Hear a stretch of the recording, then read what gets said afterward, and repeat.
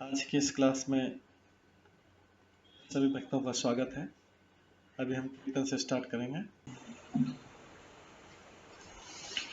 जय राधा माधव कुंज बिहारी जय राधा माधव कुंज बिहारी जय गोपीजन वल्लभ गिरिवर धारी जय गोपीजन वल्लभ गिरिवर धारी यशोदानन्दन व्रज जनरञ्जन यशोदानन्दन व्रज जनरञ्जन यमुनातीरवनचारि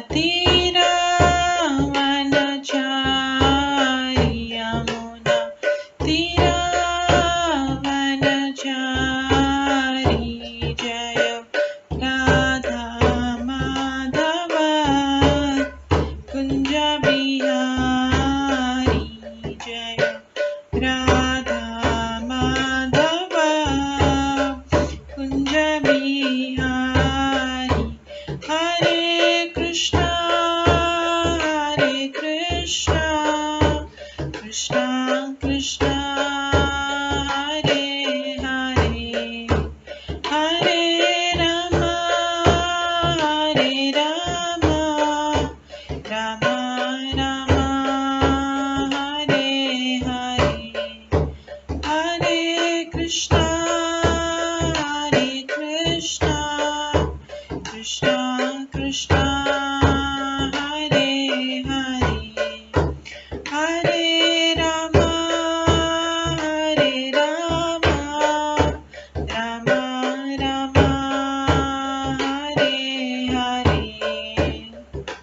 हरे कृष्णा कृष्णा कृष्णा हरे हरे हरे राम राम राम हरे हरे हरे कृष्णा कृष्णा कृष्णा हरे हरे हरे राम राम हरे हरे हरे कृष्णा कृष्णा कृष्णा हरे हरे हरे राम राम हरे हरे हरे कृष्णा कृष्णा कृष्णा हरे हरे हरे राम राम राम हरे हरे हरे कृष्णा कृष्णा कृष्णा हरे हरे हरे राम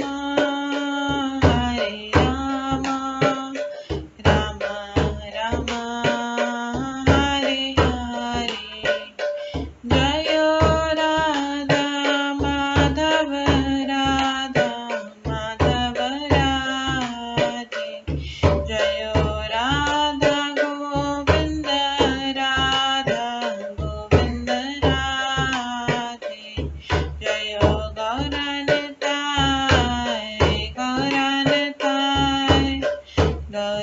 गौरनताय जय गौरनताय जय जय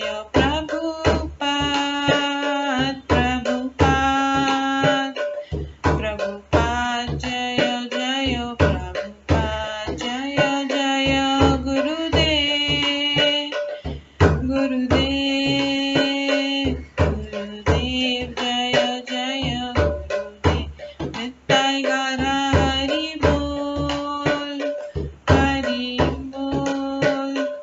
हरि बोल नित्य गौर हरि बोल गौर प्रेमानंदे हरि हरि बोल। हरे कृष्णा।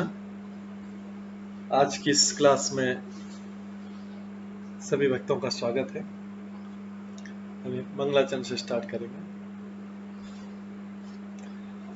ॐ अज्ञानतिमिरन्धस्य ज्ञानाञ्जनशलाकया चक्षुरुन्मिलितं येन तस्मै श्रीगुरुवे नमः। श्रीचैतन्यमनोभीष्टं स्थापितं येन भूतले स्वयं रूप कदा मह्यं ददाति स्वपदान्तिकम्। वन्देऽहं श्रीगुरो श्रीयुतपदकमलं श्रीगुरुं वैष्णवांश्च श्रीरूपं साग्रजातं सहगण रघुनाथान्वितं तं सजीवं साद्वैतं सावधूतं परिजनसहितं कृष्णचैतन्यदेवं श्रीराधाकृष्णपादान् सहगण ललिता श्रीविशाखान्वितांश्च नमो विष्णुपदाय कृष्णपृष्ठाय भूतले श्रीमते भक्तिवेदान्त स्वामिन्निति नामिने। नमस्ते सरस्वती देवे गौरवाणी प्रचारिणे निर्विशेष शून्यवादी पाश्चात्य देशतारिणे। वाञ्छाकल्पतरुभ्यश्च कृपा सिन्धुभ्येव च पतितानां पावनेभ्यो वैष्णवेभ्यो नमो नमः। जय श्री कृष्ण चैतन्य प्रभु नित्यानंद श्री अद्वैत गदाधर शिवासादि गौर भक्तवृंद। हरे कृष्णा कृष्णा कृष्णा हरे हरे, हरे राम राम राम हरे हरे।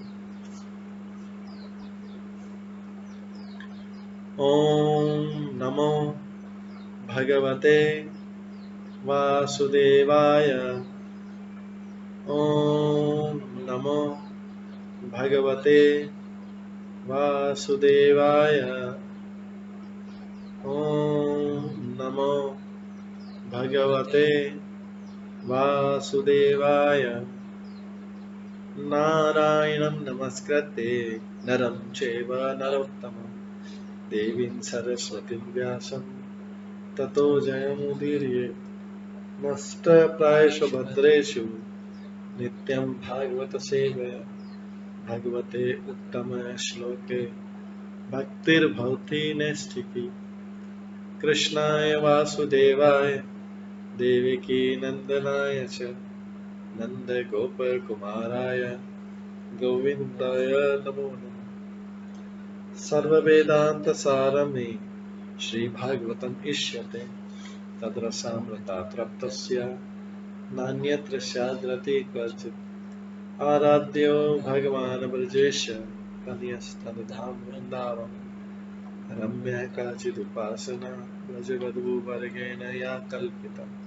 श्रीमद्भागवतं प्रमाणम् अमलं प्रेम कुमार्थमः श्रीचैतन्य महाप्रभुमतम् इदं तत्रादरो न परम्। मूकं करोति वाचालं पङ्गुलङ्घयते गिरिं यत्कृपातमहं वन्दे परमानन्दमाधवम्। हरे कृष्णा।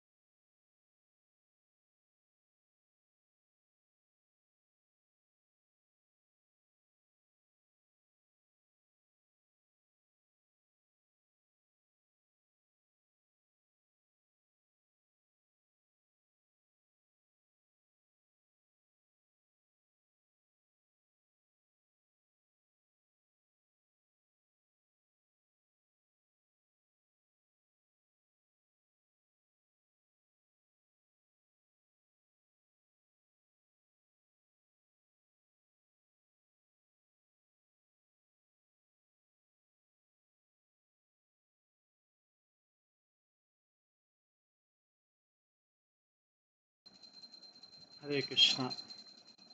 आज की इस क्लास में सभी भक्तों का स्वागत है। हम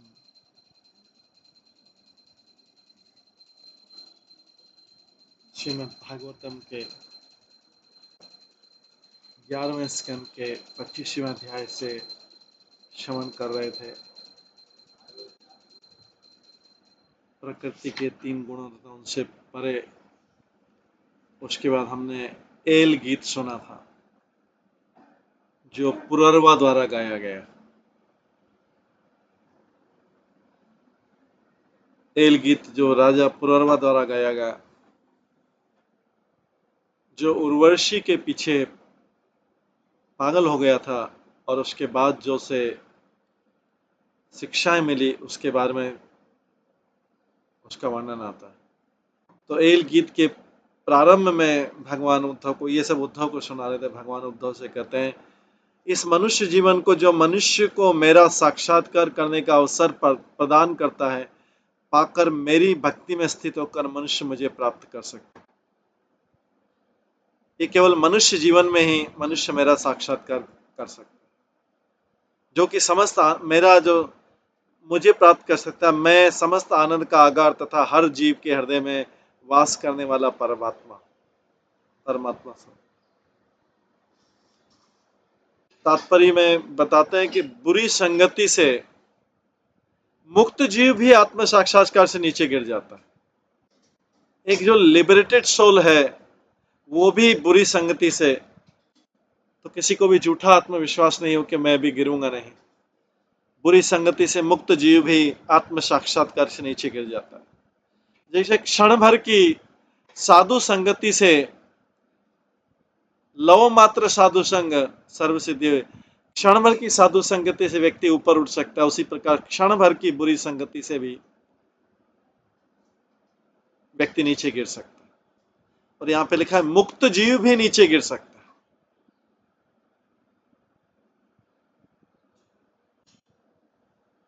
और उसके बाद बताया भौतिक जगत में, वही बता रहा है तात्पर्य, भौतिक जगत में स्त्रियों की संगति विशेष रूप से घातक आते ऐसे अध्यात्म में ऐसे पतन से रोकने के लिए एल गीत कहा गया है। मनुष्य संत पुरुष की संगति से इस प्रकार से आकर्षण से बच सकते हैं, क्योंकि वे संत पुरुष असली आध्यात्मिक बुद्धि जगाने वाले हैं। इसलिए भगवान कृष्ण उद्धव से पुररवा का अद्भुत गीत कहेंगे, जिसे एल गीत भी कहा जाता है। देवी ज्ञान में स्थिर व्यक्ति प्रकृति के गुणों के फलों से अपनी झूठी पहचान त्याग कर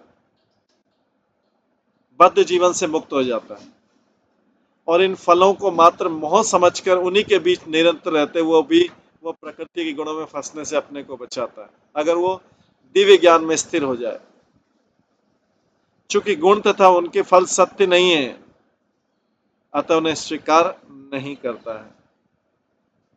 प्रकृति के तीनों गुण भौतिक शरीरों, स्थानों, परिवारों, देशों, भोजनों, खेलों, युद्ध, शांति इत्यादि के रूप में प्रकट होते हैं।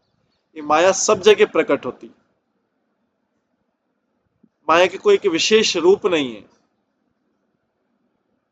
और माया के कारण ये व्यक्ति भ्रमित होता है, मोहित होता है। दूसरे शब्दों में इस जगत में दिखने वाली हर वस्तु प्रकृति के गुणों से बनी है।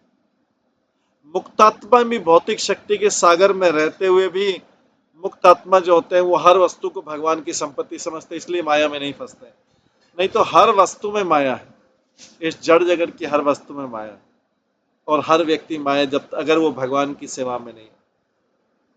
यद्यपि माया से मुक्तात्मा को भी चोर बनाने के लिए लालयित करती। माया कभी कभी मुक्तात्मा को भी चोर बना देती, उसके लिए ललचाती है उसको। किंतु कृष्ण भावनावत व्यक्ति माया के फेंके चारे को खाता नहीं है। माया चारा फेंकती है आकर्षण करने के, वो ईमानदार तथा कृष्ण भावनावत शुद्ध बना रहता है। दूसरे शब्दों में वो विश्वास नहीं करता कि ब्रह्मांड का कोई भी वस्तु, विशेष रूप से स्त्री का मोहमय रूप, उसकी इंद्रिय तृप्ति की निजी संपत्ति बन सकता है। इसके बाद आगे बोलते हैं, मनुष्य को कभी भी ऐसे भौतिकतावादियों की संगति नहीं करनी चाहिए जो केवल अपने जननांग तथा उदर की तृप्ति में लगे रहते हैं। ऐसे व्यक्ति की संगति नहीं, उनका अनुसरण करने पर मनुष्य अंधकार के गहरे गड्ढे में गिर जाता है। जिस तरह एक अंधे व्यक्ति द्वारा दूसरे अंधे व्यक्ति का अनुगमन करने पर। उसके बाद में पुनर्वाद आया गाया गीत के, वो अपनी पत्नी उर्वशी से विलग होने पर सर्वप्रथम तो संभ्रमित हो गया, मोहित हो गया, किंतु अपने शोक को वश में करने से वो विरक्ति का अनुभव करने लगा। तो श्रीमद् भागवतम के नवम स्कंद में भी वर्णित है, एल अर्थात पुरूरवा महान राजा था जिसका यश दूर दूर तक फैला हुआ। जब वो उर्वशी से विलग हुआ तो सर्वप्रथम उसे महान संभ्रांति हुई, बहुत बड़ा मोह हुआ, किंतु कुरुक्षेत्र में थोड़ी देर मिलने के बाद उसने गंधर्वों द्वारा प्रदत्त यज्ञ अग्नि से देवताओं की पूजा करी और वो उस लोक में प्रवेश कर सका जिसमें उर्वशी रहती थी।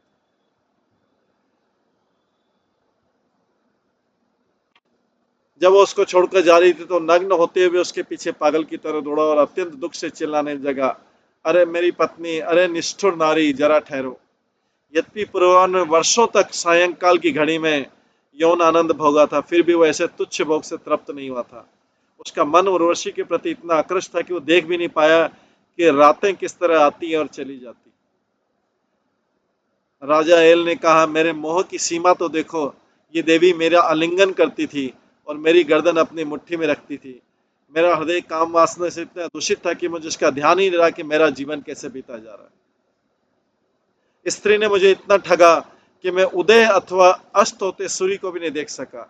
हाय, मैं इतने वर्षों से व्यर्थ ही अपना दिन गंवाता रहा। इसके बाद अगले श्लोक में बोलता है, हाय, यद्यपि मैं शक्तिशाली सम्राट तथा पृथ्वी पर समस्त राजाओं का मुकुटमणि माना जाता था, किंतु देखो ना, मोह ने मुझे स्त्रियों के हाथों का खिलौने जैसा पशु बना दिया था।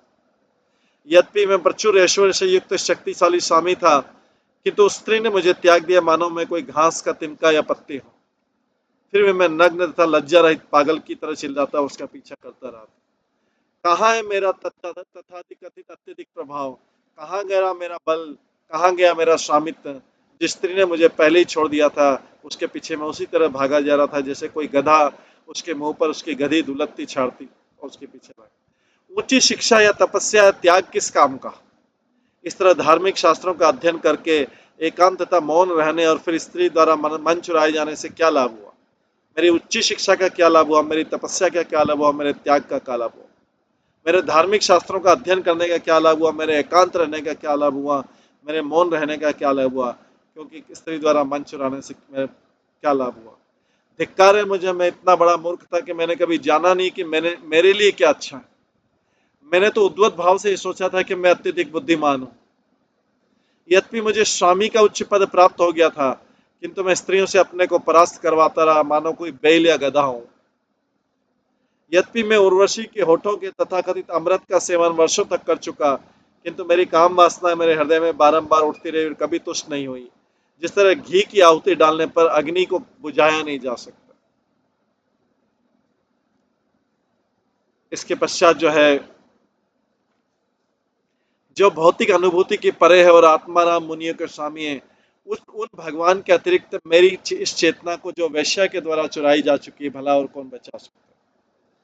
चूंकि मैंने अगले श्लोक में, चूंकि मैंने अपनी बुद्धि को मंद बनने दिया और चूंकि मैं अपनी इंद्रियों को वश में नहीं कर सका, इसलिए मेरे मन का विटप मोह मिटा नहीं। यद्यपि उर्वशी ने सुंदर वचनों से द्वारा मुझे अच्छी सलाह दी। भला मैं अपने कष्ट के लिए कैसे दोष दे सकता हूँ उसे, जबकि मैं स्वयं अपने असली आध्यात्मिक स्वभाव से अनजान हूँ। मैं अपनी इंद्रियों को वश में नहीं कर पाया, इसलिए मैं उस व्यक्ति की तरह आकर्षित हो गया जो निर्दोष रस्सी को ब्रह्मवश सर्प समझ बैठता है। आखिर ये दूषित शरीर है क्या, इतना गंदा तथा दुर्गंध से भरा हुआ है। मैं एक स्त्री के शरीर की सुगंधी तथा सुंदरता से आकृष्ट हुआ था, किंतु वे आखिर वे आकर्षक स्वरूप हैं क्या। वे माया द्वारा उत्पन्न छद्म आवरण ही तो हैं। कोई ये सुनिश्चित नहीं कर सकता कि शरीर वास्तव में किसकी संपत्ति है। क्या ये उस माता पिता की संपत्ति है जिसने जन्म दिया, या उसको सुख देने वाली पत्नी की संपत्ति है, या इसके मालिक की जो शरीर को हुक्म देता है, अथवा चिता की अग्नि की संपत्ति, क्योंकि अग्नि में फाइनली अग्नि ले लेती है शरीर को, अथवा उन कुत्तों तथा सियारों की है ये संपत्ति शरीर जो बाद में खाते हैं। ये किसकी संपत्ति, जन्म देने वाले माता पिता की संपत्ति है, या शारीरिक सुख देने वाली पत्नी की संपत्ति, या फिर इसके मालिक की जो शरीर को हुक्म देता रहता है, अथवा चिता की संपत्ति क्योंकि अग्नि अल्टीमेटली चिता में जाएगी, अथवा उन कुत्तों तथा सियारों की जो उसको खाएंगे अगर चिता में नहीं जाएगी तो। क्या ये इस अंतस्थ आत्मा की संपत्ति जो सुख दुख में साथ देता है, आत्मा केवल साथ देता है, अथवा ये शरीर उन घनिष्ठ मित्रों का है जो उसको प्रोत्साहित करते हैं और उसकी सहायता करते हैं। यद्यपि मनुष्य कभी भी शरीर के स्वामी को निश्चित रूप से तय नहीं कर पाता, किंतु वह शरीर से जरूर आसक्त रहता है। यह भौतिक शरीर उस दूषित पदार्थ के समान है जो निम्न स्थान की ओर बढ़ रहा है। फिर भी जब मनुष्य किसी स्त्री के मुख की ओर टकटकी लगाता है, सोचता है कितनी सुंदर स्त्री, कैसी सुगंध नाक की, जरा इसकी सुंदर हंसी को तो देखो। इस प्रकार से ये पुररवा, जो राजा पुररवा था, जो उर्वशी के प्रति आकर्षित हुआ था, ये एल गीत गाता है। ये गीत का रेफरेंस भगवान कृष्ण उद्धव को शिक्षा में ये गीत का बता रहा है कि प्राचीन काल में एल ने ये गीत गाया था, पुररवा ने गाया था। अभी आज हम 21वें श्लोक से स्टार्ट करेंगे। त्वक मांस रुधिर स्नायु मेद मज्जास्ति सहतो विट मूत्र पुये प्रमताम क्रमीणाम कियत अंतरम। सामान्य कीड़े मकोड़ों में तथा उस व्यक्ति में क्या अंतर है? सामान्य कीड़े मकोड़ों में तथा उस व्यक्ति में क्या अंतर है जो चमड़ी, मांस, रक्त, पेशी, चर्बी, मज्जा, हड्डी, मल मूत्र तथा पीप से बने इस भौतिक शरीर को भोग करना चाहता है। 22वें श्लोक में आता है, अथापि नोपसज्जेत स्त्रीषु स्त्रीणेषु चार्थवितः विषयेन्द्रिया संयोगान्म शुद्धवती न अन्यथा। शरीर की वास्तविक प्रकृति को सिद्धांत के रूप में जानने पर भी व्यक्ति को कभी भी स्त्रियों में लिप्त रहने वाले पुरुषों की संगति नहीं करनी चाहिए। आखिर इंद्रियों का उनके विषय से संपर्क अनिवार्य रूप से मन को विचलित कर देता है। अदष्टात् अश्रुतात् भावात् न भाव उपजायते असंप्रयुज्यता प्राणान शाम्यते स्थितम मनः। क्योंकि मन ऐसी वस्तु से विचलित नहीं होता है जो न देखी गई और न सुनी गई हो। मन कभी भी ऐसी वस्तु से विचलित नहीं होता है जो न तो देखी गई और न सुनी गई। इसलिए ऐसे व्यक्ति का मन जो अपनी इंद्रियों को रोकता है, स्वतः अपने भौतिक कर्मों को करने से रोक दिया जाएगा और शांत हो जाएगा। तो मन उन्हीं वस्तुओं से विचलित होता है, या तो देखी गई है या सुनी गई। मन ऐसी वस्तु से विचलित नहीं होता जो न तो देखी गई न सुनी गई। इसलिए ऐसे व्यक्ति का मन जो अपने इंद्रियों को रोक लेता है और ऐसी वस्तु को देखता नहीं, सुनता नहीं है, स्वतः अपने भौतिक कर्म को करने से रोक दिया जाएगा और शांत हो जाएगा। तो तात्पर्य ऐसा तर्क दिया जाता है कि आंखें मूंदने, स्वप्न देखने या एकांत स्थान में रहने से मनुष्य इंद्रिय तृप्ति के विषय में स्मरण या चिंतन कर सकता है। ऐसा तर्क दिया जाता है कि आंखें मूंदने, शब्द देखने या एकांत स्थान में रहने से मनुष्य इंद्रिय तृप्ति के विषय में स्मरण या चिंतन कर सकता है। किंतु ऐसा अनुभव विगत इंद्रिय तृप्ति के कारण होता है, क्योंकि पहले उसने इंद्रिय तृप्ति कर रखी है, इसलिए उसको बारंबार देखता और सुनता है। जब मनुष्य अब इन विषयों से अपनी इंद्रियों को रोक देता है, विशेष रूप से स्त्रियों के घनिष्ठ संपर्क से, तो मन की भौतिक लालसा शिथिल पड़ जाएगी और अंत में समाप्त हो जाएगी, जिस तरह अग्नि बिना ईंधन के शांत पड़ जाती। तस्मात् संग न कर्तव्य, ये सब एल पुररवा जो है उसका अनुभव है, उसके आधार पर वो गा रहा है गीत। इसलिए तस्मात् संगो न कर्तव्य स्त्रीषु स्त्रीणेषु च इंद्रिये विदुषाम चापि विस्त्रब्ध षटवर्ग किमु मादृशाम। इसलिए मनुष्य को चाहिए कि वह अपनी इंद्रियों को स्त्रियों की या स्त्रियों के प्रति आसक्त पुरुषों की खुली संगति न करने दें। यहाँ तक कि जो अत्यधिक विद्वान हैं वे मन के 6 शत्रुओं पर भरोसा नहीं करते हैं। जो अत्यधिक विद्वान है वो भी मन के इन 6 शत्रुओं का भरोसा नहीं करते हैं। तो फिर मुझ जैसे मूर्ख व्यक्ति के बारे में क्या कहा जाए। ये सब जो है एल राजा पुररवा गीत गा रहा है उर्वशी के संग के बाद में। अब भगवान बोल रहे हैं इसमें, भगवान उद्धव को बोलते हैं इसको सुनाने के बाद में। श्री भगवान उवाच एवं प्रगायन नृपदेव देव सह उर्वशी लोकम भूविहाय आत्मानम् आत्मनि अवगम्य माम वे उपारमत ज्ञान विद्युत मोह। भगवान ने कहा, इस प्रकार ये गीत गाकर देवताओं तथा मनुष्यों में विख्यात महाराजा पुररवा ने अपना वह पद त्याग दिया जिसे उसने उर्वशी लोक में प्राप्त किया था। ये ध्यान करते करते वो उर्वशी के लोक में चला गया था मृत्यु के बाद में, लेकिन उसने वो पद भी त्याग दिया, वो पद त्याग दिया जिससे उर्वशी लोक में गया था। दिव्य ज्ञान से उसका मोह हट गया। उसने जब दिव्य ज्ञान प्राप्त किया तो उसका मोह भ्रम भ्रम खत्म हो गया संसार के बारे में, और उसने अपने हृदय में मुझे परमात्मा रूप में समझ लिया। भगवान स्वयं बोल रहे हैं उद्धव को कि उसने अपने हृदय में मुझे परमात्मा रूप समझ लिया, जिससे अंत में उसे शांति मिल गई।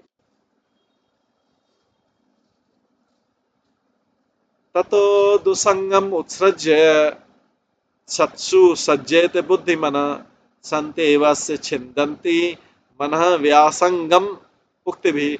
इसलिए बुद्धिमान मनुष्य को सारी कुसंगति त्याग देना चाहिए और संत भक्तों की संगति ग्रहण करनी चाहिए, जिनके शब्दों से मन का अति अनुराग समाप्त हो जाता है। संत व्यक्ति के शब्दों से मन का अति अनुराग, जो अति आसक्ति है, वो समाप्त हो जाता है। इसके बाद भगवान उद्धव को बोल रहे हैं, संत अनपेक्षा मत चित्ता प्रशांता समदर्शिना निर्ममा निरहंकारा निरद्वंदा निष्परिग्रह। मेरे भक्त अपने मन को मुझ पर स्थिर रखते हैं और किसी भी भौतिक वस्तु पर निर्भर नहीं रहते। मेरे भक्त अपने मन को मुझ पर स्थिर रखते हैं, किसी भी भौतिक वस्तु पर निर्भर नहीं रहते। वे सदैव शांत, समदृष्टि से युक्त तथा ममत्व, अहंकार, द्वंद तथा लोभ से रहित होते हैं। वे सदैव शांत रहते हैं, समदृष्टि से युक्त रहते हैं, और क्योंकि मैं अपने मन को मुझ पर स्थिर करते हैं, इसलिए भौतिक ममत्व, अहंकार, द्वंद तथा लोभ से रहित रहते हैं।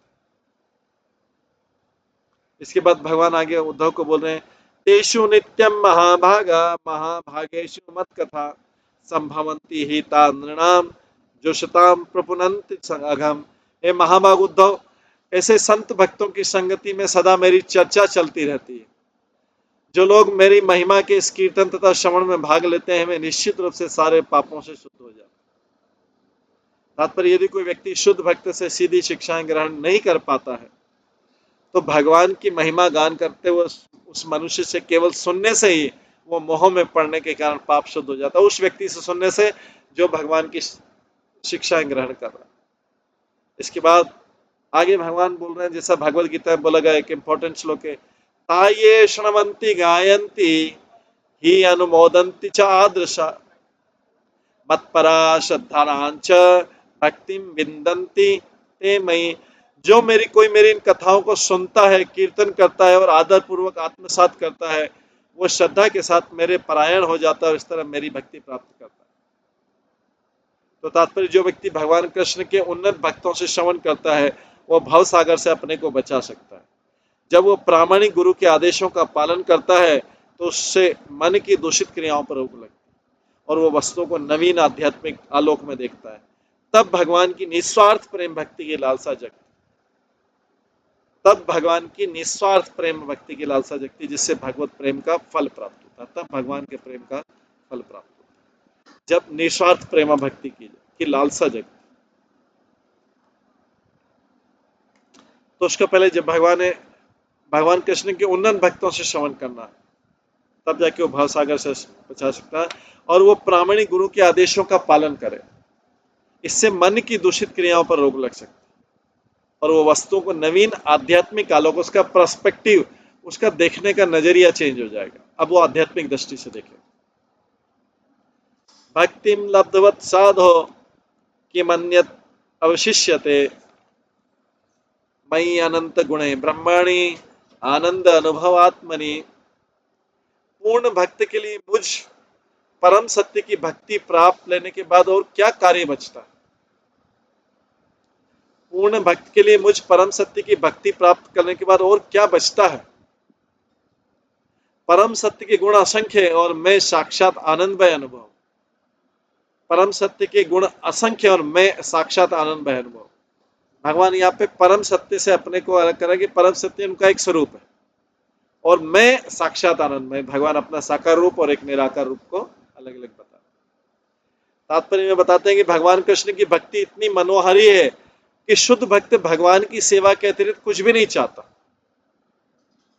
श्रीमद् भागवतम के 10वें स्कंद में भगवान कृष्ण ने गोपियों से कहा कि उन्हें अपनी सेवा का ही उनकी भक्ति का फल स्वरूप स्वीकार करना पड़ेगा, क्योंकि और किसी वस्तु से उनका सुख तथा ज्ञान प्राप्त नहीं होता जितना भक्ति से होता है।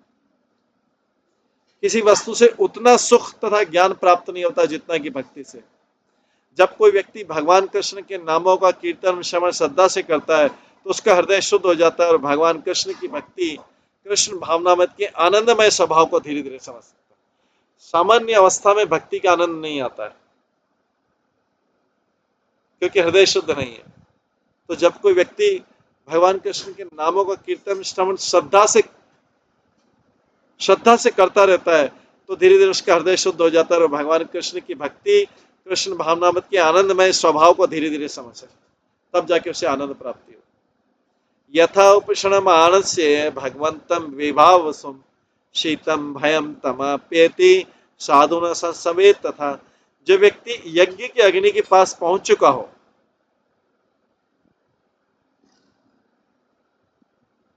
जो व्यक्ति यज्ञ की अग्नि के पास पहुंच चुका हो, उसके लिए जिस तरह शीत, भय तथा अंधकार दूर हो जाते हैं, उसी तरह जो व्यक्ति भगवान के भक्तों की सेवा में लगा रहता है, उसका आलस्य, भय तथा अज्ञान दूर हो जाता है। जैसे जो व्यक्ति यज्ञ अग्नि के पास पहुंच चुका हो, अग्नि के पास पहुंचने क्या होगा, शीत ठंड दूर हो जाएगी, भय दूर हो जाएगा और अंधकार दूर हो जाता है। उसी तरह जो व्यक्ति भगवान के भक्तों की सेवा में लगा रहता है, उसका आलस्य, उसका भय तथा उसका अज्ञान दूर हो जाता है।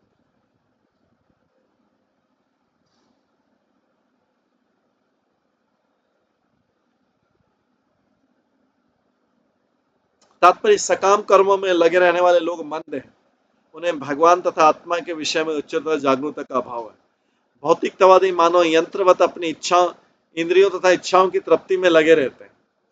भौतिकतावादी व्यक्ति लोग यंत्रवत, जैसे मशीन होती है, मशीन लगी रहती, चलती रहती जब तक उसका स्विच ऑफ नहीं किया जाए।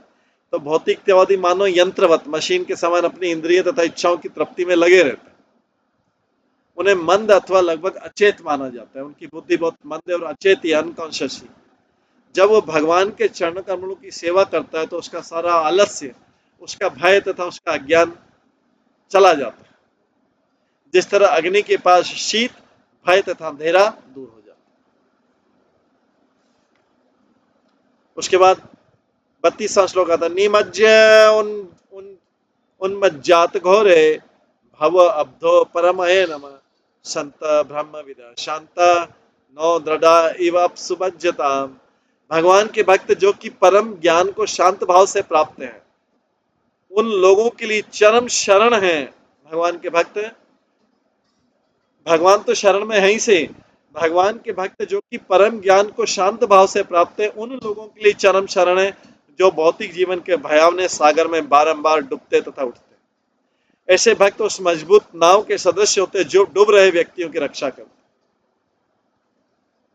ऐसे भक्त जो भगवान के होते हैं, परम ज्ञान को शांत भाव से प्राप्त हैं, ऐसे भक्त उस मजबूत नाव के सदस्य होते हैं जो डूब रहे व्यक्तियों की रक्षा करते। तो लोगों को ये भौतिक जीवन के भयावने सागर से उठाते हैं, बचाते हैं भगवान के भक्त। अन्न ही प्राणिनाम प्राण आर्तानाम शरणम त्वम धर्मो वित्तम नृणाम प्रत्यय।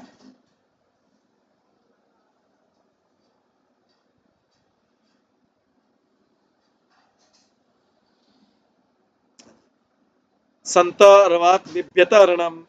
जिस तरह समस्त प्राणियों के लिए भोजन ही जीवन है, जिस तरह मैं दुखियारों का परम आश्रय हूँ, तथा जिस तरह इस लोक से मर जाने पर वालों के लिए धर्म ही संपदा है, उनकी संपत्ति वही जो धर्म करके गए।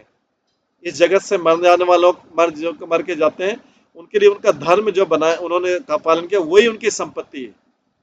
उसी तरह मेरे भक्त उन लोगों के एकमात्र आश्रय हैं जो जीवन की दुखमय अवस्था में पड़ने से डरते रहे।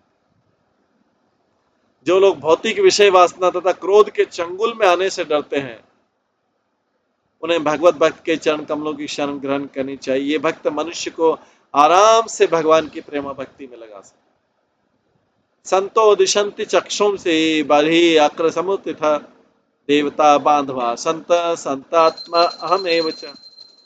मेरे भक्तगण दिव्य आंखें प्रदान करते हैं, जबकि सूर्य केवल बाह्य दृष्टि प्रदान करता है, और वह भी तब जब वो आकाश में उदय हुआ रहता है।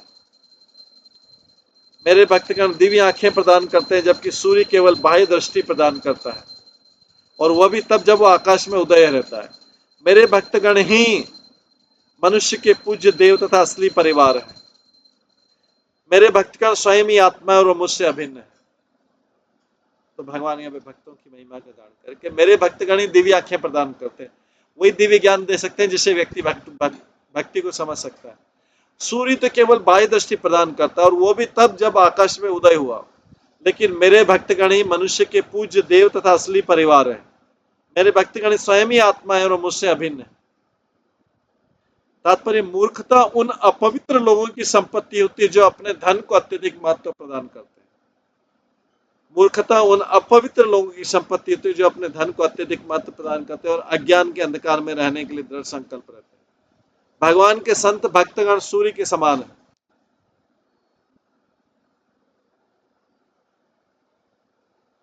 भगवान के संत भक्तगण सूर्य के समान है। उनके शब्दों के प्रकाशों से जीवों के ज्ञान चक्षु खुल जाते हैं और अज्ञान का अंधकार नष्ट हो जाता है। इस तरह संत भक्त मनुष्यों के असली मित्र हैं और वही असली संबंधी होते हैं। संत भक्त जो होते हैं मनुष्य के असली मित्र वही है और असली संबंधी वही है। वे ही सेवा के असली पात्र है। स्थूल शरीर नहीं जो एकमात्र इंद्रिय तृप्ति के लिए मचलता रहता है। और इसमें भगवान थोड़ा कठोर शब्द यूज करें, मूर्खता उन अपवित्र लोगों की संपत्ति जो अपने धन को अत्यधिक महत्व प्रदान करते हैं और अज्ञान के अंधकार में रहने के लिए दृढ़ संकल्प हो जाते हैं। वो विचार करते हैं कि हम अज्ञान में ही ठीक है, उसी को ज्यादा महत्व प्रदान करते हैं, उसी में दृढ़ संकल्प रहते हैं, ज्ञान में रहने। वो ज्ञान प्राप्त करने का, आध्यात्मिक ज्ञान प्राप्त, दिव्य ज्ञान प्राप्त करने का प्रयास नहीं। जैसे पशु रहता है, क्योंकि यहाँ पे मूर्खता बताया, पशु की संपत्ति क्या है? अज्ञान या मूर्खता पशु की संपत्ति। तो मूर्खता उन अपवित्र लोगों की संपत्ति जो अपने धन को अत्यधिक महत्व प्रदान करते हैं और अज्ञान के अंधकार में रहने के लिए दृढ़ संकल्प। उन्होंने निश्चय कर लिया कि वो अज्ञान के अंधकार में रहेंगे। इसके बाद इस अध्याय का आखिरी श्लोक आता है, वैतसेनस्तथापि एवं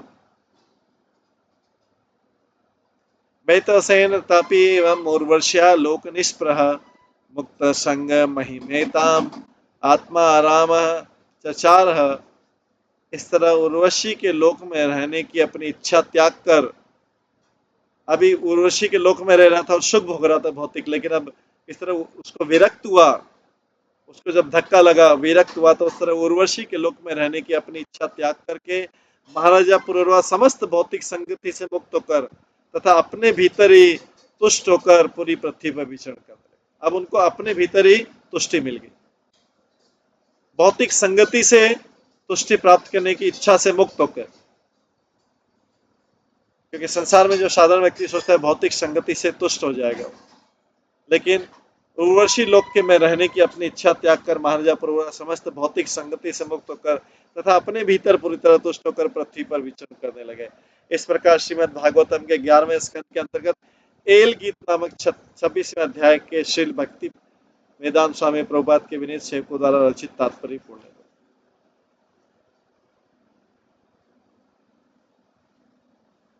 इसके बाद अभी 27वें अध्याय करते हैं। 27वें अध्याय में भगवान देव पूजा विषयक श्री कृष्ण के आदेश क्या? देव पूजा मतलब डीटी का वर्शिप कैसे करना चाहिए, देव विषयक श्री कृष्ण के आदेश। भगवान के अर्च वगैरह की पूजा करने से अगर कोई व्यक्ति इसको गंभीरता से स्वीकार करेगा तो मन में स्वतः शुद्धता और संतोष आता है। इस तरह यह समस्त वांछित लाभों का स्रोत है अर्च विग्रह। यदि मनुष्य अर्च विग्रह देव पूजा में नहीं लगता है, यदि मनुष्य देव पूजा में पूरी तरह नहीं लिखता है, तो भौतिक इंद्रिय तृप्ति के प्रति आकर्षित होता रहता है और उसकी बुरी संगति छूटने की आशा नहीं रहती। तो भगवान ने शास्त्रों के नियमों में प्रामाणिक अर्च विग्रह रूप अपनी पूजा की विधि के विषय में आदेश दिया। ब्रह्मा, शिव, नारद, व्यास तथा अन्य मुनियों ने भगवान के द्वारा बताई गई इस अर्च विग्रह की पूजा की संस्तुति की है, जो सभी वर्णों तथा आश्रमों के लोगों को, ये सभी वर्णों तथा आश्रम के लोगों को, जिसमें स्त्रियां तथा शूद्र भी सम्मिलित है, सर्वाधिक उपयोगी है। देव पूजा अर्थात अर्चन की 3 विधियां हैं, या तो मूल वेदों, गौण तंत्रों या इन दोनों पर सम्मिलित पदार्थ। इस प्रकार से ये इसका पूजा विधि का विस्तार से वर्णन किया गया है।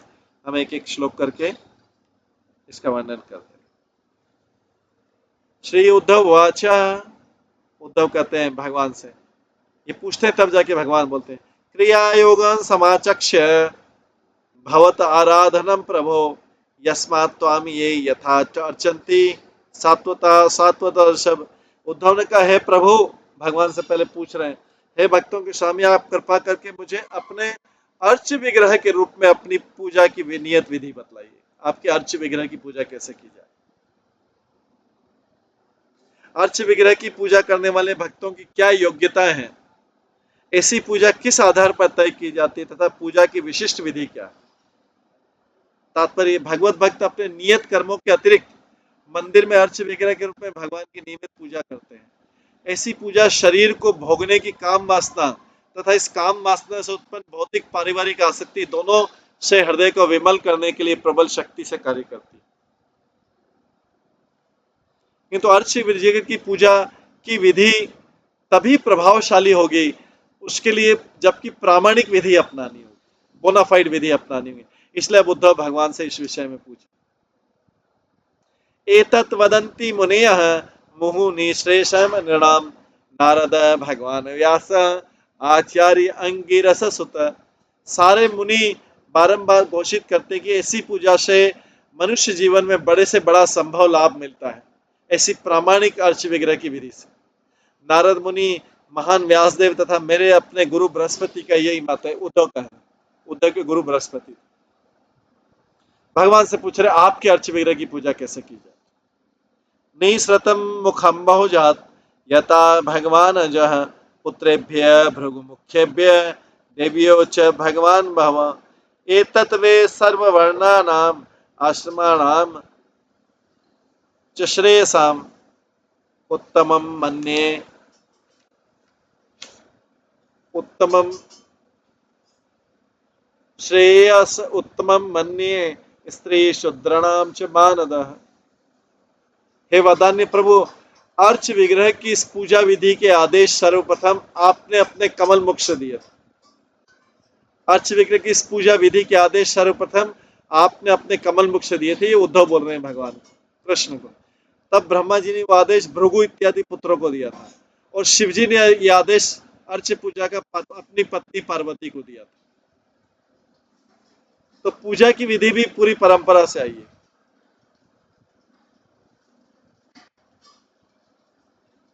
क्या बोल रहे हैं? उद्धव बोल रहे हैं, वदान्य प्रभु, अर्च विग्रह के इस पूजा विधि के आदेश सर्वप्रथम आपने अपने कमल मुख से दिए थे।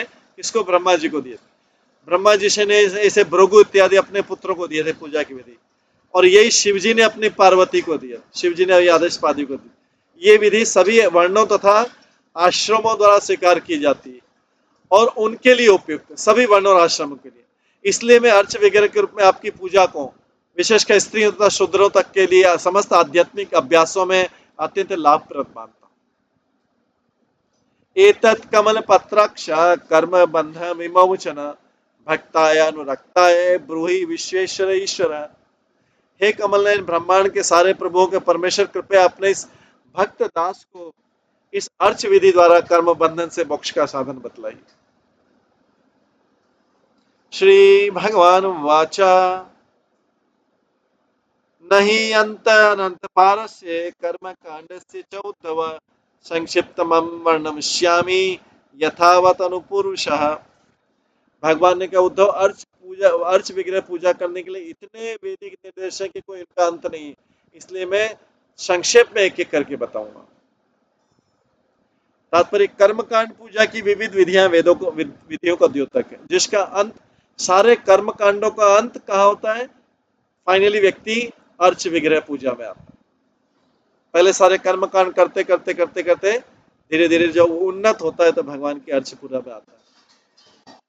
जिस तरह इंद्रिय तृप्ति तथा भौतिक वैराग्य के साधन असंख्य हैं, उसी तरह वैकुंठ में भगवान द्वारा भोगे जाने वाली दिव्य लीलाएं तथा गुण भी असंख्य। भौतिक जगत में पुण्य की धारणाएं तथा शुद्धि की जो विधियां हैं, वे परम सत्य भगवान को स्वीकार किए बिना परस्पर मेल नहीं खाती, क्योंकि उनको जाने बिना मनुष्य के लिए जानने लायक जरूरी बातों को जान पाना संभव नहीं।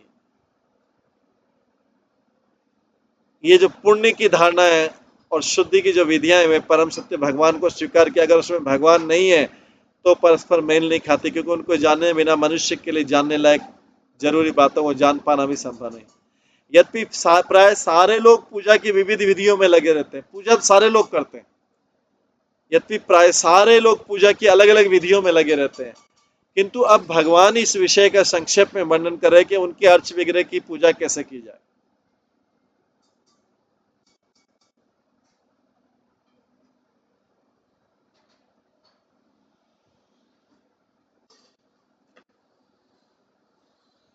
वैदिक तांत्रिक मिश्र इति में त्रिविधम अख त्रणायानाम इप्सितेन एव विधिना माम समचरित। मनुष्य को चाहिए कि वैदिक विधि, तांत्रिक विधि अथवा मिश्रित इन तीनों विधियों में से जिनसे मैं यज्ञ प्राप्त करता हूं, किसी एक को चुनकर सावधानी पूर्वक मेरी पूजा करें।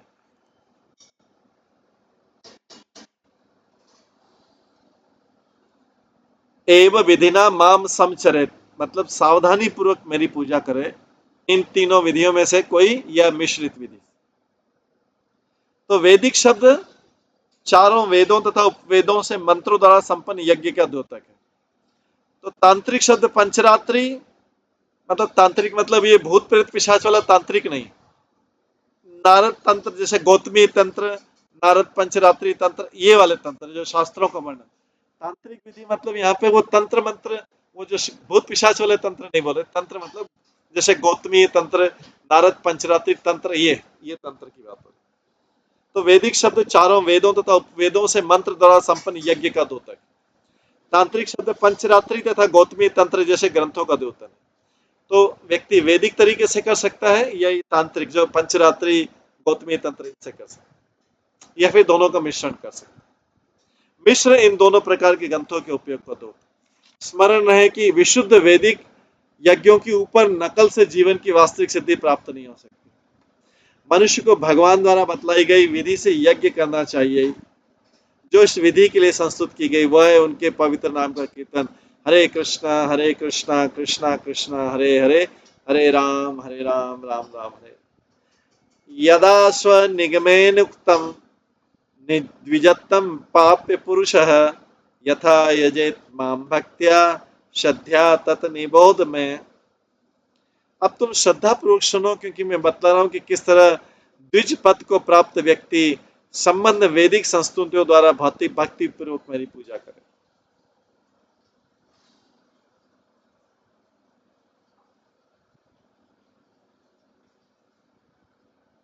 तात्पर्य स्वनिगमन शब्द सूचक है कि विशेष वैदिक आदर्शों को जो वर्ण तथा आश्रम से संगत है, ब्राह्मण क्षत्रिय तथा वैश्य समुदाय के सदस्य गायत्री मंत्र की दीक्षा देकर द्विजत्व प्राप्त करते हैं। प्रथा के अनुसार पूर्ण योग्य ब्राह्मण बालक को 8 वर्षों, प्रथा के अनुसार इसमें देखिए ये कि पूर्ण योग्य ब्राह्मण बालकों को 8 वर्षों में, क्षत्रिय को 11 वर्षों में तथा वैश्यों को 12 वर्ष में दीक्षा दी जा सकती है, बशर्ते की उचित शर्तें पूरी हो। तो ब्राह्मण बालक ज्यादा इंटेलिजेंट रहता है, 8 वर्षों में वो दीक्षा ले सकता है। उसके 8 वर्षों के बाद दीक्षा ले सकता है, वो कभी भी।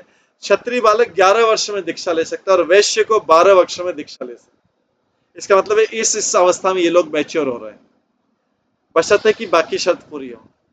द्विजत्व प्राप्त करने के लिए मनुष्य को अर्च विग्रह के रूप में भगवान की पूजा करनी चाहिए, जैसा कि स्वयं भगवान बतलाएंगे।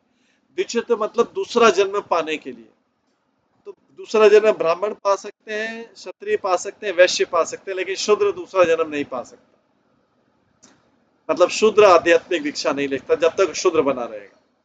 उसको क्या करना पड़ेगा, पहले ब्राह्मण के लेवल पे आना पड़ेगा, तब जाके वो दीक्षा प्राप्त।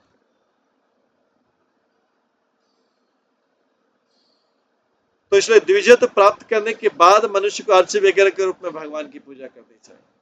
ये मंदिर की सारी विधि बता रहे हैं। द्विजत्व प्राप्त करने के बाद मतलब उसको आध्यात्मिक दीक्षा लेना पड़ेगा, तब जाके अर्च वगैरह के रूप में भगवान की पूजा करनी चाहिए, जिससे वो विधि पूर्वक उचित विधि जैसा भगवान ने बताया वैसे पूजा कर सके। अर्चायाम स्थल निलयग्नो वासुरिये वापसु हृदय द्रव्येण भक्ति युक्त चेत स्वगुरु माम अमाया।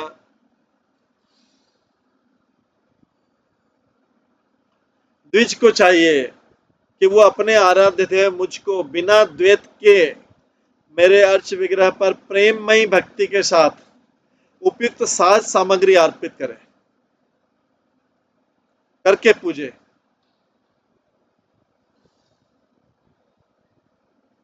अथवा पृथ्वी पर मतलब चित्र बना के, अगर उसके पास वो विग्रह नहीं तो, जैसे ध्रुव महाराज ने वहां पे मिट्टी से बनाया था विग्रह। पृथ्वी पर अग्नि में, सूर्य में, जल में या पूजक के ही हृदय में प्रकट होने वाले मेरे रूप को पूजे। उसके बाद पूर्वम स्नानम प्रकुर्वती दोत दंत अंग शुद्धे उभे अपि च स्नानम मंत्रे मृत ग्रहण आदि न। मनुष्य को चाहिए कि वो पहले अपने दांत साफ करके तथा स्नान करके अपना शरीर शुद्ध बनाए।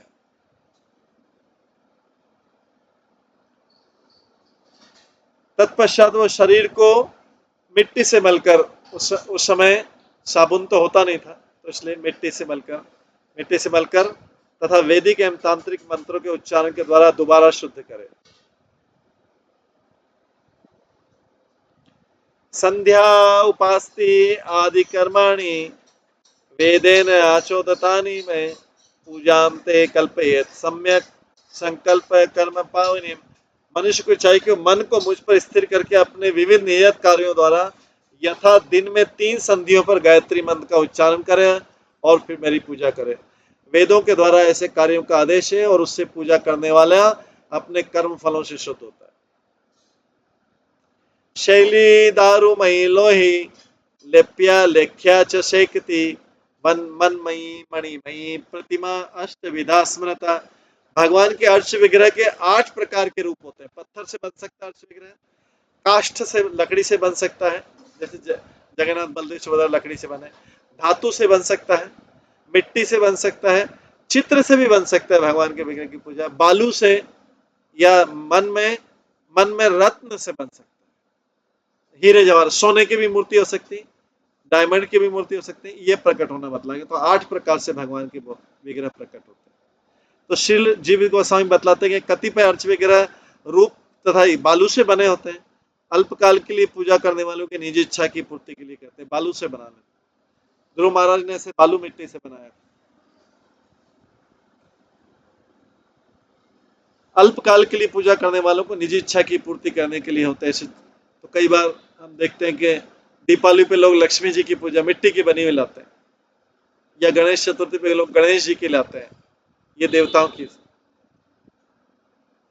लेकिन जो लोग शुद्ध भगवत प्रेम पाना चाहते हैं उन्हें अर्च विग्रह के स्थायी रूप की पूजा करनी चाहिए। जो लोग शुद्ध भगवत, ये जो मिट्टी वाला बना के फेंक दिया, विसर्जित कर दिया, ये सब भगवान के लिए उचित नहीं है।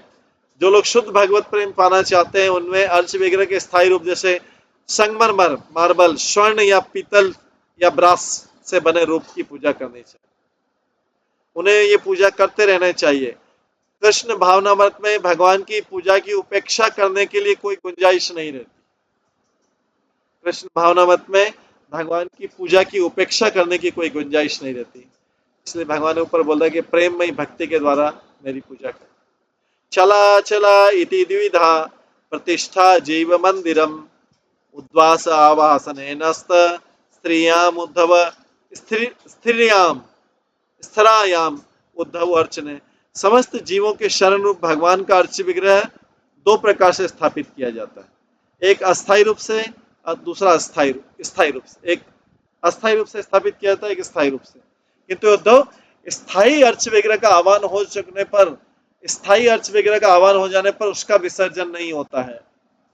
अगर किसी अर्च विग्रह को स्थायी रूप से बनाने का आह्वान किया गया है, उसका विसर्जन नहीं किया जा सकता।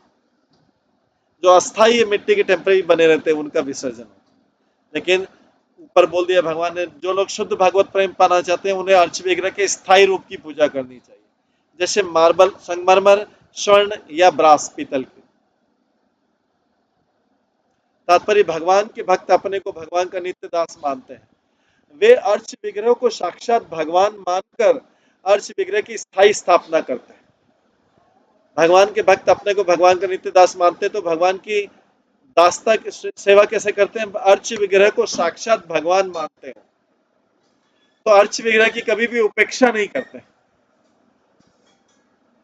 और अर्च विग्रह की स्थायी स्थापना करते हैं। अर्च विग्रह को साक्षात भगवान मानकर अर्च विग्रह की स्थायी स्थापना करके मेरी निरंतर पूजा करते रहते हैं, कभी मेरी पूजा छोड़ते नहीं है। किंतु निर्विशेषवादी जन भगवान के नित्य रूप को भी क्षणिक मोह की अभिव्यक्ति बोलते हैं। भगवान का बोलते हैं नित्य रूप भी मोही, माया से बना हुआ। वस्तुतः वे अर्च अर्च विग्रह के रूप को ईश्वर बनने की दिशा में साधन मात्र मानते हैं। वो सोचते हैं कि जो अर्च विग्रह की पूजा है ये साधन है असली पूजा करने के लिए, साधन नहीं है। यहाँ पे बोल रहे हैं भगवान मैं स्वयं हूँ, साक्षात भगवान हूँ, मैं अर्च विग्रह के रूप में आया हूँ। तो लोग सोचते हैं कि इसके माध्यम से हम भगवान की पूजा करेंगे, इसको माध्यम बना लिया, अर्च विग्रह को माध्यम। अर्च विग्रह माध्यम नहीं है, अर्च विग्रह साक्षात भगवान इस रूप में आए। भगवान अलग अलग रूपों में आते, इस रूप में अवतरित हुए। तो भौतिकतावादी व्यक्ति भगवान को अपने आदेश का पालक समझते हैं, इसलिए धार्मिक उत्सव में अस्थायी रूप से अरेंजमेंट करते हैं। भगवान के विग्रह मिट्टी के बना के उसका अस्थायी रूप से पूजा करते हैं, जैसे सत्यनारायण कथा में और इसमें, या बाकी देवी देवताओं को तो करते हैं मिट्टी का पूजा की। क्षणिक विधि पूजा विधि उन लोगों के भांति है जो अपने स्वार्थों के लिए भगवान का दुरुपयोग करना चाहते हैं। पूजा की विधि लक्ष्मी पे लक्ष्मी, गणेश पे गणेश, दुर्गा पे दुर्गा, विश्वकर्मा विश्वकर्मा, ये पूजा की क्षणिक पूजा विधि उन लोगों को भाती है जो अपने स्वार्थों के लिए भगवान का दुरुपयोग करना चाहते हैं। नहीं तो भगवान का अर्च विग्रह को साक्षात भगवान मानकर स्थायी अर्च विग्रह की स्थापना करनी चाहिए, जो निरंतर पूजा कर सकते हैं बिना किसी बाधा। किंतु जो कृष्ण भक्त हैं वे निरंतर भगवान की पूजा में लगे रहते हैं। वे निरंतर पूजा करने के लिए स्थायी अर्च विग्रह की स्थापना करते हैं। मिट्टी के विसर्जन करने वाले विग्रह की पूजा में विश्वास नहीं करते। ये भगवान एक एक करके स्टेप बाय स्टेप अपने बारे में बता रहे हैं। अस्थिरायाम विकल्पः स्यात् स्थण्डिले तु भवेद्वयम् स्नपनम तो अविलिप्याम अन्यत्र परिमार्जनम। जो अर्च विग्रह अस्थायी रूप से स्थापित किया जाता है उसका आह्वान विसर्जन विकल्प रूप में किया जा सकता है, जो अस्थायी रूप से टेम्परेरी से। किंतु ये दोनों अनुष्ठान तब अवश्य करने चाहिए, ये दोनों अनुष्ठान तब अवश्य करने चाहिए जब अर्च विग्रह को भूमि पर अंकित किया जाए। कई चीज किसके पास कुछ भी नहीं, वॉल भी नहीं, दीवार भी नहीं, तो वो पृथ्वी पे भी चित्र बना के भगवान की अस्थायी रूप से पूजा कर सकते। जैसे गुरु ध्रुव महाराज ने वहां पे कुछ नहीं था, नदी के किनारे यमुना नदी की बालू से बना लिया था, बाद में उसको फिर विसर्जित कर दिया, वो अस्थायी रूप से। तो इसलिए ये दोनों अनुष्ठान तब अवश्य करने चाहिए जब अर्च विग्रह की भूमि पर अंकित किया होगा। अर्च विग्रह को जल से स्नान कराना चाहिए। यदि वह मिट्टी, रंजक या काष्ठ से न बना गया हो, ऐसा होने पर जल के बिना ही ठीक से सफाई करनी चाहिए।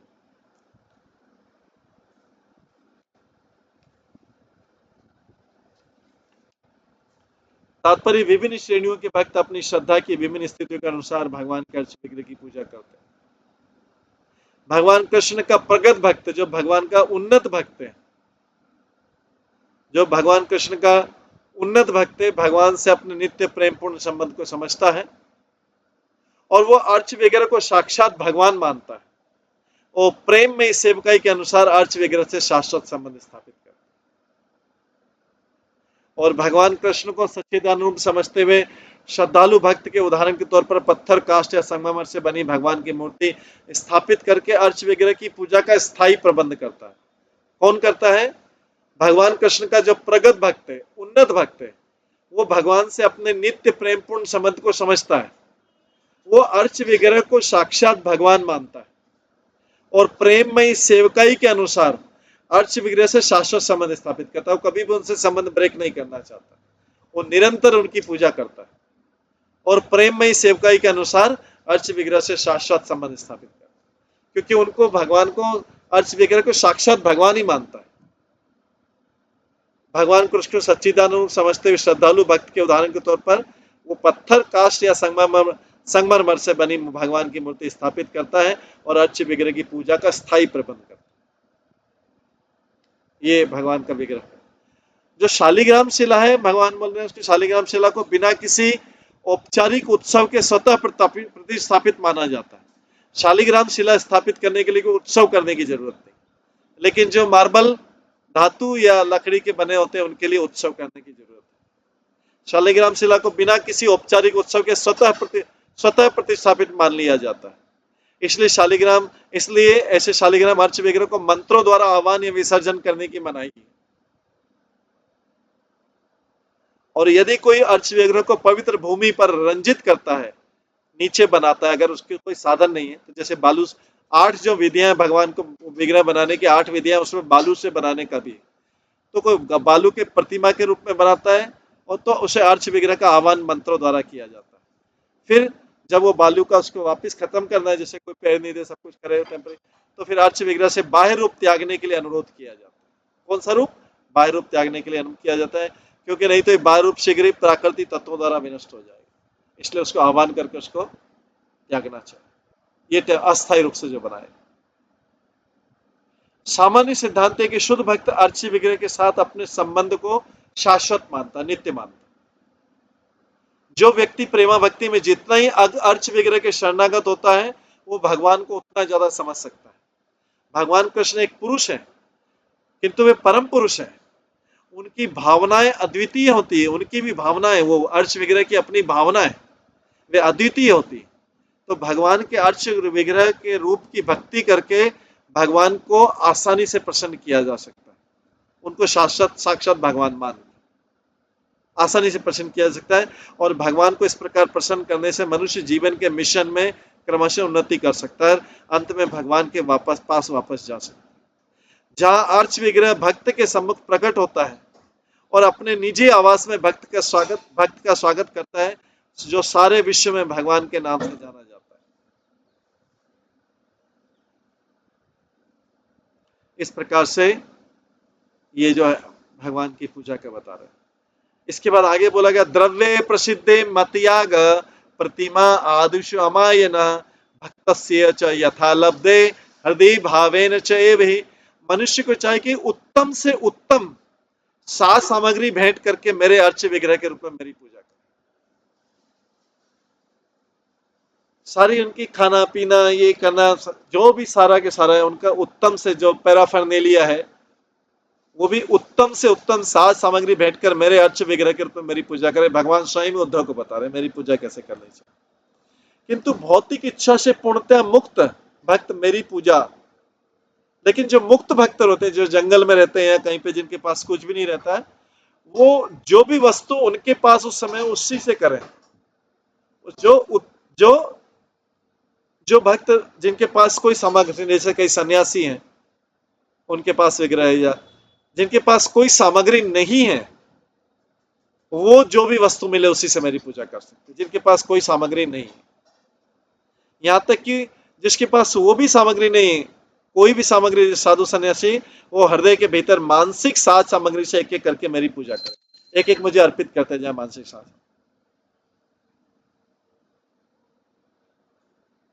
तो तात्पर्य, जो भक्त तिस पर भी भौतिक इच्छा द्वारा सताया हुआ होता है, वो जगत को इंद्रिय तृप्ति की वस्तु के रूप में देखता है। जो भक्त तिस पर भी भौतिक इच्छा द्वारा सताया होता है, वो जगत को इंद्रिय तृप्ति के रूप में देखता है।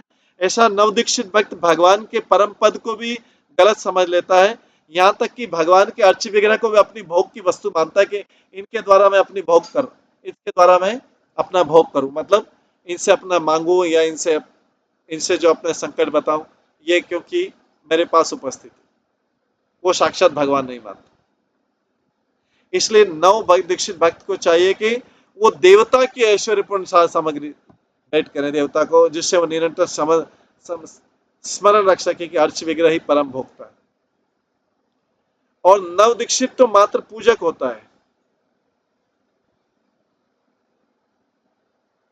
लेकिन इसके विपरीत कृष्ण भावनामृत में स्थिर हुआ प्रगत भक्त जो है, जो विकसित भक्त है, उन्नत भक्त है, एडवांस भक्त है, वो कभी भी नहीं भूलता कि परमेश्वर ही हर वस्तु का वास्तविक भोक्ता था, नियंता। तो भगवान को इन भोग के लिए वस्तु नहीं है, भगवान भोग की वस्तु नहीं, तो भगवान इंद्रिय तृप्ति का साधन नहीं है। जैसे कई लोग होटल में या रेस्टोरेंट में भी भगवान का विग्रह लेते हैं, उनको जस्ट ऐसा भोग लगाया और फिर खा लिया, तो वो भगवान को भोग लगाने के लिए एक साधन के रूप में यूज कर रहे हैं, उनकी प्रेम नहीं है। वो भगवान को क्या करें, जैसे कई होटल रेस्टोरेंट में भगवान को के भोग लगा हुआ खा रहे हैं, क्या है, खाना वही है उन्होंने, लेकिन भोग लगा तो भगवान को एक साधन के रूप में यूज कर रहे हैं।